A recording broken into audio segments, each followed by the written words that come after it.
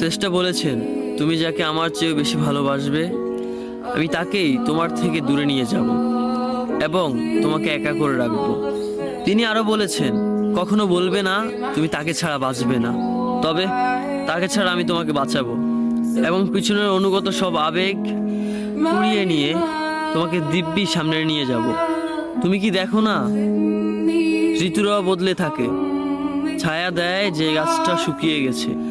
তোমাদের ধৈর্য হারিয়ে যায়, কিন্তু তোমার শ্রেষ্ঠা ধৈর্যশীল এবং পরম দয়ালু।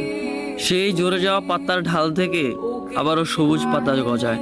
তুমি দেখো না তোমার শ্রেষ্ঠার নিদর্শন, যে মানুষটাকে তুমি নিজের অংশ ভাবতে সেই মানুষটাও একদিন অচেনা হয়ে যায়, তোমার মন ভেঙে যায়। এমনকি তোমার বিশ্বস্ত বন্ধুরাও স্বার্থ পুড়িয়ে যাওয়ার পর বিশ্বাসঘাতকে পরিণত হয়। তুমি কি তা দেখো না? যে মানুষটাকে নিজের জীবনের চেয়েও বেশি ভালোবাসতে সেই মানুষটাও প্রতারণা করে। তবে তুমি কেন চেষ্টার বিমুখ হয়ে মানুষকে ভরসা করো? অদ্ভুত এই পৃথিবীতে, যখন তুমি ভাবো এটা হবে না কখনোই, কিন্তু কিছুক্ষণ পর সেটাই হয়। সেটাই হবার নয় কি? তুমি বলো আমি পড়বো না, অথচ তুমি পড়ো।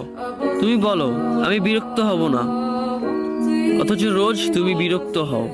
এবং সবচেয়ে বিচিত্র বিষয় হলো, তুমি বলতে থাকো আমি মরে গেছি, অথচ তুমি বাঁচো।